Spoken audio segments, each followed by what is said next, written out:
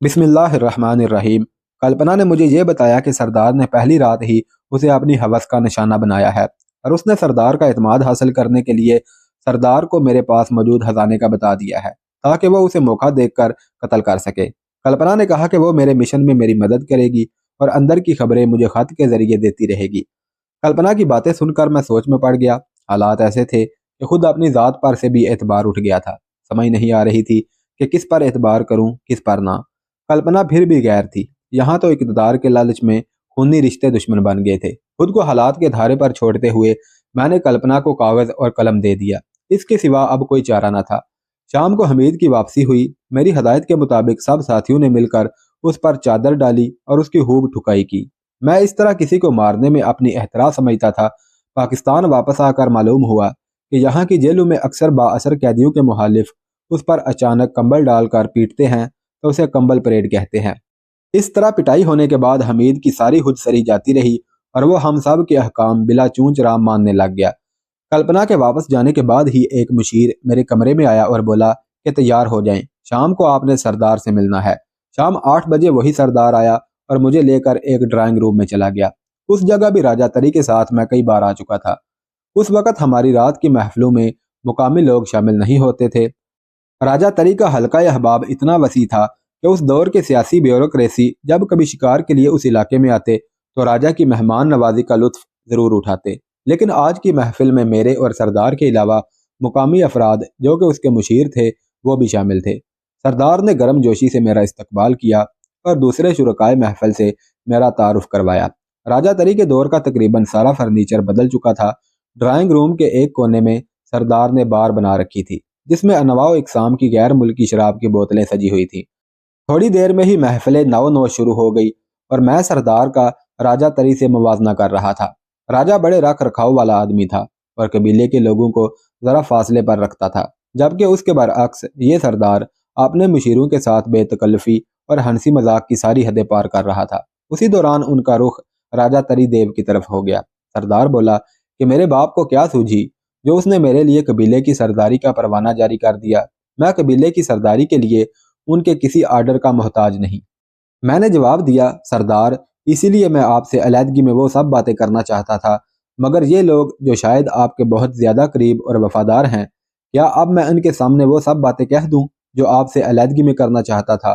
तो सुनो, तुम्हारे बाप के ताल्लुकात बांग्लादेश के बड़े बड़े ब्यूरोक्रेसी हुकूमती सियासतदानों और आला अफसरान से थे जिनके ज़रिए आपके सरदार बनने और कबीले के हालात से बखूबी आगाही है। बेशक आप अब कबीले के सरदार हैं, लेकिन बांग्लादेशी फौज ने आपके कबीले को घेरे में क्यों ले रखा है? अगर बांग्लादेशी हुकूमत आपके वालिद की मुखालिफ है तो उन्हें क़यामत तक हाथ नहीं लगा सकती। वो पाकिस्तान की वफाकी हुकूमत के वजीर हैं और उनके पास डिप्लोमेटिक पासपोर्ट भी है, जबकि आप चिटागांग तक भी नहीं जा सकते। आखिर क्यों? महज इसलिए कि उस हुकूमत ने आपको कबीले का सरदार तस्लीम नहीं किया। राजा तरी शायद अब जिंदगी भर यहाँ लौट कर ना आ सके। उन्होंने आपको कबीले का सरदार बनने का फरमान ना सिर्फ शफकत पिदरी की वजह से बल्कि कबीले की भलाई की वजह से भेजा है। इस फरमान के जरिए आपको अपने कबीले का सरदार बनने का कानूनी जवाब मिल गया है और अब आप इस पोजीशन में हैं कि आप अब बांग्लादेशी हुकूमत से मुज़ाकरात करके अपने लिए और अपने कबीले के लिए साबका मराआत हासिल कर सकते हैं। यहाँ की हुकूमत आखिर कब तक अपनी मुख्तसर सी फौज के साथ आपके कबीले को घेरे में लिए रखेगी? उन्हें हर हाल आपसे मुज़ाकरात करने ही पड़ेंगे और उन्हें तुम्हारे जायज़ और कानूनी होने का सबूत चाहिए जो आपके वालिद ने आप तक पहुँचा दिया है। मैंने महसूस किया कि सरदार मेरी बातें बहुत गौर से सुन रहा था। मौका गनीमत जानते हुए मैंने राजा के दिल में चंद शकूक पैदा करने के लिए कहा, मैं जानता हूँ कि गद्दारी और साजिश का शक बड़े बड़े हुक्मरानों के जमे हुए कदम भी हिला देता है। ये तो एक कबीले का ज़बरदस्ती सरदार बना बैठा था, जबकि एक म्यान में 2 तलवारें और एक तख्त पर 2 हुक्मरान कभी नहीं बैठ सकते। मैंने कहा, सरदार एक इंतहाई अहम बात मैं तुम्हें बताना चाहता हूँ। आपके वालिद को अपने हमदर्दों के जरिए मालूम हुआ है कि आपके कबीले में ही कुछ लोग आपकी सरदारी को नाजायज़ समझते हुए खुद कबीले का सरदार बनना चाहते हैं। ये आस्तीन के वो सांप हैं जो एक तरफ तो आपसे वफादारी दिखाते हैं और दूसरी तरफ खुद सरदार बनने के लिए बांग्लादेशी हुकूमत से राब्ते किए हुए हैं। राजा तरी ने इसीलिए आपके लिए सरदारी का परवाना भेजा है और आपकी वालिदा اور چھوٹے بھائی کو پاکستان بلوایا ہے تاکہ سازشوں کے پاس آپ کو کمزور کرنے اور آپ کے خلاف سازش کرنے کا جواز ہی نہ رہے۔ میں نے آپ کو سب حقائق سے آگاہ کر دیا ہے اور اب یہ آپ پر منحصر ہے کہ آپ کیا اقدامات اٹھاتے ہیں۔ یہ کہتے ہوئے میں نے غیر ملکی شرابوں کی طرف اشارہ کرتے ہوئے کہا کہ آپ کو یہ سکاچ وسکی اور مہنگے غیر ملکی سگار مہیا کرنے والے بنگلہ دیشی فوج کے کیپٹن یا JCO's رینک کے افسر ہوں گے۔ ان کی اس فیور سے آپ یہ ہرگز نہ سمجھ لیجئے گا کہ اس فوج کے بڑے افسران اور حکومتی عہدیدار بھی آپ کے خیر خواہ ہوں گے۔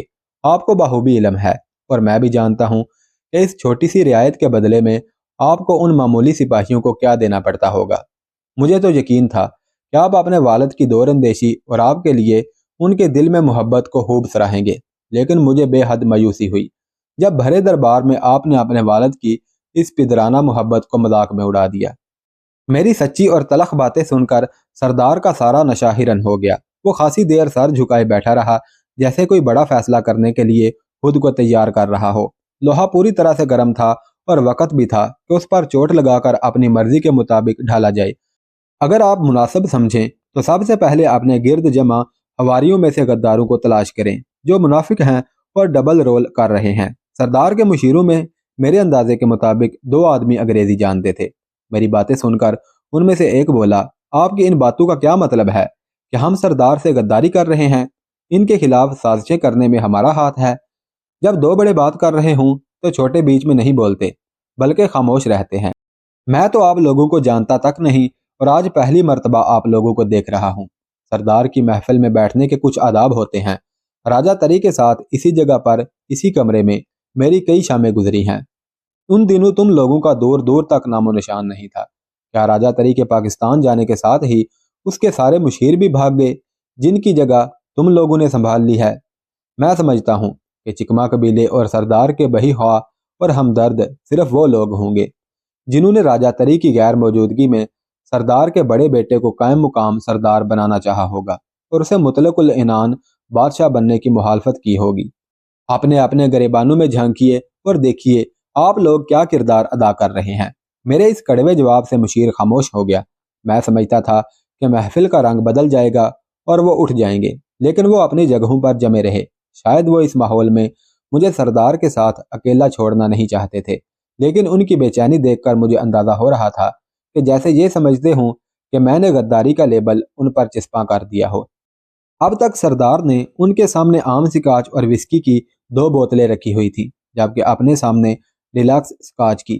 پہلے تو ان دونوں نے گھبراہٹ میں اپنی بوتلیں ختم کی، مگر جب گھبراہٹ دور نہ ہوئی تو انہوں نے سردار سے مزید شراب مانگی۔ میری باتوں کا سردار نے کچھ ایسا اثر لیا کہ اس نے نہایت تلخ اور اونچی آواز میں انہیں کچھ کہا۔ وہ پہلے تو سردار کے بدلے ہوئے رویے کو دیکھتے رہے، پھر اٹھ کر باہر جانے لگے تو میں نے یہاں پر بھی ان پر چوٹ کی اور کہا کہ کیا شراب کے نشے میں سردار سے رخصت ہونے کے آداب بھی تم لوگ بھول گئے ہو؟ وہ پلٹے اور قدم بوسی کے لیے سردار کے سامنے ماتھا ٹیکا اور ہاتھ باندھتے ہوئے الٹے قدموں سے کمرے سے باہر چلے گئے۔ ان کے جانے کے بعد سردار نے 2-4 گلاس وسکی انڈیلی اور نشے میں اس کی زبان لڑکھڑانے لگی تو میں نے کہا کہ سردار بہتر ہے کہ آج آپ آرام کریں اور کل جب مناسب موقع ملے تو مجھے اکیلے میں بات چیت کرنے کے لیے بلا لیں۔ یہ کہہ کر میں کھڑا ہو گیا اور سردار کو سہارا دے کر کھڑا کیا۔ سردار نے تالی بجائی، 2 نیزہ بردار اندر آ گئے۔ وہ سردار کو سہارا دے کر اس کے بیڈ روم میں لے گئے۔ میں واپس اپنے روم میں آ گیا، پسٹل نکال کر تکیے کے نیچے رکھا اور لیٹ کر آج کے آنے والے واقعات کے متعلق سوچنے لگا۔ اگلی صبح سردار نے مجھے اپنے ڈرائنگ روم میں بلایا۔ وہاں وہ بالکل اکیلا بیٹھا ہوا تھا۔ میرے ڈرائنگ روم میں داخلے کے بعد گارڈز نے بیرونی دروازہ بند کر دیا۔ کسی پرانے مے خور کی کہاوت کے مطابق کہ زیادہ شراب پینے سے طبیعت کی خرابی کو شراب ہی ختم کرتی ہے، اور سردار نے پھر پینی شروع کر دی۔ بوتل کی طرف اشارہ کرتے ہوئے اس نے کہا کہ تمہارا قیاس غضب کا ہے۔ ہمارے قبیلے کو گھیرنے والی فوج کا JCO ہی یہ بوتلیں چٹاگانگ سے خرید کر مجھے لا کر دیتا ہے اور اس کے عوض اسے میں خاصی رقم دیتا ہوں۔ تم نے بالکل درست کہا ہے۔ میرے والد نے واقعی میرے قبیلے کی سرداری کے لیے فرمان بھیج کر مجھے جائز وارث بنا دیا ہے، اور میں چاہتا ہوں کہ آئندہ 15 دن کے اندر اندر ایک قبیلے کی محفل تمہاری موجودگی میں منعقد کی جائے اور سب قبیلے والوں کے سامنے میرے والد کا فرمان پڑھا جائے اور میری سرداری کی تاج پوشی کی جائے۔ اس کے بعد بڑے پیمانے پر ایک جشن منایا جائے گا۔ آپ اور آپ کے ساتھی उस जश्न में शरीक होंगे और तब तक तुम सब मेरे मेहमान बनकर रहोगे। मैंने कहा कि रानी साहबा और अपने छोटे भाई को मेरे साथ पाकिस्तान भेजने के मुतल्लिक आपने क्या फैसला किया है? सरदार बोला, रानी साहबा मेरी वालदा हैं और हमारे दरमियान कुछ ऐसी नाखुशगवार बातें हो चुकी हैं जिनकी वजह से वो मुझ पर भरोसा नहीं करती। वो बखूबी अंग्रेजी बोल सकती हैं और यही हाल मेरे छोटे भाई का भी है। अगर तुम उनको कायल कर सको तो मैं उन्हें तुम्हारे साथ भेजने में उज़र नहीं करूँगा। मैंने कहा कि एक बात और, आप कबीले के सरदार और राजा बनने वाले हैं और अब सब कबीले की नज़रें आप पर होंगी। मेरा मुखलिसाना मशवरा है कि रस्म ताजपोशी तक कल्पना को दूसरी रानी बनाने का ऐलान बल्कि किसी से जिक्र भी ना कीजिए। रस्म ताजपोशी में आप सिर्फ अपनी पहली और असल रानी के साथ ही आएँ। उस रस्म के बाद चाहे आप एक की बजाय 4 रानियां रख लें, किसी को भी तारुज़ नहीं होगा, क्योंकि कबीले की रवायात के मुताबिक राजा की सिर्फ एक रानी होती है, लिहाजा असली रानी ही आपके हमरा होनी चाहिए। लेकिन उसकी तो एक टांग कटी हुई है, राजा ने कहा। तो मैंने जवाब दिया, कोई बात नहीं, तख्त पर रानी को कबीले के लोगों के आने से पहले लाकर बिठा दिया जाएगा और रस्म पूरी होने के बाद सबसे आखिर में उन्हें ले जाया जाएगा। सरदार ने मेरी इस तजवीज़ पर इत्तफाक किया तो मैंने कहा कि सरदार, मैं एक और बात कहना चाहूँगा कि मैं अपने कुछ साथियों के हमरा खिलना और काकस बाजार जाना चाहता हूँ। अगर आप मुझे उस JCO से मिला दें जो आपको शराब मुहैया करता है, तो मैं उससे बात कर लूँगा कि वो इस मामले में हमारी किस हद तक मदद कर सकता है और उस मदद का उसे कितना मुआवजा दरकार होगा। सरदार ने कहा कि वो JCO परसों यहाँ आएगा तो मैं उसे तुमसे ज़रूर मिलवा दूंगा। सरदार ये बात कहते हुए मुस्कुराते हुए एक आंख दबाते हुए बोला कि अगर किसी किस्म की तफरीह की ज़रूरत हो तो उसका भी बंदोबस्त किया जा सकता है। मैंने सरदार की इस पेशकश को शुक्रिया के साथ टाल दिया और कहा कि फ़िलहाल तो मुझे एक मिसाज करने और दबाने वाले आदमी की ज़रूरत है ताकि सफ़र की थकान दूर कर सकूं। सरदार ने हर रात और सुबह ऐसा आदमी भेजने का वादा कर लिया और मैं सरदार से रुखसत होकर अपने साथियों के कमरे की तरफ चला गया और उनके साथ कुछ वक़्त गुजारने के बाद अपने कमरे में वापस आ गया। दोपहर का खाना खाने के बाद अभी मैं लेटा ही था कि पहरेदारों ने मुझे आकर बताया कि बाहर कोई आपसे मिलना चाहता है। मैंने मुलाकाती को कमरे में बुला लिया। ये वो मुशीर था जिसके साथ गुज़िश्ता रात मेरी तलह कलामी हुई थी। मुशीर का मुझसे मिलने आना मेरे लिए बिल्कुल गैर मुतवक्के था। गुज़िश्ता रात मैंने उसका और उसके साथियों का असली चेहरा सरदार को दिखाया था। हमारी गुफ्तगू का एहतताम भी नाखुशगवार बातों पर हुआ था और आज सुबह सरदार की जो मुझसे अलहदगी में बातें हुई थी उनसे मुतासर होते हुए सरदार ने मेरे मुवक्कफ को तस्लीम करते हुए मेरे लाहे अमल पर चलने का फैसला कर लिया था। बज़ाहिर तो कोई ऐसी वजह नज़र नहीं आ रही थी कि मुशीर मुझे इस तरह मिलने चला आता। कमरे में बिठाकर रस्मी अलैक सलैक के बाद उसके आने की वजह पूछी। मुशीर कुछ देर तो खामोशी से मेरी आंखों में आंखें डाले मुझे देखता रहा, फिर बोला, आप लोग यहाँ से कब वापस जा रहे हैं? मुशीर के इस सवाल का जवाब तो मैंने ना दिया बल्कि ऐसी नज़रों से देखा कि इस सवाल की वजाहत क्या है। मुशीर समझ गया कि उसने ये सवाल बगैर किसी रीज़न के और वजाहत के पूछा है। फिर मुशीर अपनी बात में ज़ोर और वज़न पैदा करते हुए बोला, आपने राजा साहब को उनके वालिद का ख़त दे दिया है। रानी साहबा और छोटे बेटे को यहाँ से भेजने के मुतल्लिक उनका फ़ैसला भी आपने सुन लिया है। आपने अपना फ़र्ज़ पूरा कर दिया है। अब आपको यहाँ से चले जाना चाहिए, वरना। इतना कहकर मुशीर खामोश हो गया तो मैंने पूछा कि अगर हम यहाँ से फौरी ना गए तो फिर हमारे साथ क्या होगा? राजा साहब ने हमारी साथी कल्पना को अपनी रानी बनाने वाली रस्म तक रुकने का आपके सामने ही कहा था। अब आप ही बताइए कि मैं राजा साहब की दावत को ठुकरा कर आपके कहने पर कैसे अमल करूं? अगर करता हूं तो मुझे उनके ठोस वजूहात बताई जाएं। आप खुलकर और बगैर किसी तकल्लुफ के बात करें। मेरी बात सुनकर मुशीर खामोश रहा, जैसे अल्फाज को तरतीब और जवाब तलाश कर रहा हो, और फिर फैसला कुन लहजे में बोला, हमारे कबीले के अंदरूनी मामलात में आपको दखल अंदाजी करने की कोई ज़रूरत नहीं है। आप खामखा सुलझे हुए हालात को उलझाने की कोशिश कर रहे हैं। ज़िंदगी से ज़्यादा कीमती कोई चीज़ नहीं। हम अपना सरदार और राजा मुंतखब कर चुके हैं। मोरंग और मग कबाइल के मुकाबले में अगर आपको कामयाबी हुई है तो इसका हरगिज़ ये मतलब नहीं कि आप हमारे कबीले के मामलात में खामखा टांग अड़ाएं। अगर आपके पास असलहा है तो हम भी खाली हाथ नहीं हैं। मैं आपको वार्निंग देता हूं कि कल दोपहर तक आप लोग रांगा माटी से चले जाएं, वरना अपने भयानक अंजाम के आप खुद जिम्मेदार होंगे। ये कहते हुए मुशीर ने अपने रस्सियों से बने हुए एक थैले में से एक रिवाल्वर निकाला और उसकी चरही घुमाने लगा। मैंने खौफजदा होने की एक्टिंग करते हुए कहा कि बराहे करम इस खतरनाक शय को थैले में वापस रख लें। मैं अपने एक साथी को अभी बुलाकर आपके सामने कहता हूँ कि सफ़र की तैयारी शुरू कर दें। मुझे सिर्फ इतना बता दें कि ये बातें आप सरदार के हुक्म से कर रहे हैं या अपनी तरफ से, और अगर सरदार ने हुक्म दिया है तो कब और अंदाज़न किस वक़्त। मैं ये सिर्फ इसलिए पूछ रहा हूँ कि आप तो हमें तैयारी के लिए 1-2 घंटे दे देंगे, लेकिन सरदार तो 5 मिनट की ताख़ीर भी बर्दाश्त नहीं करेगा।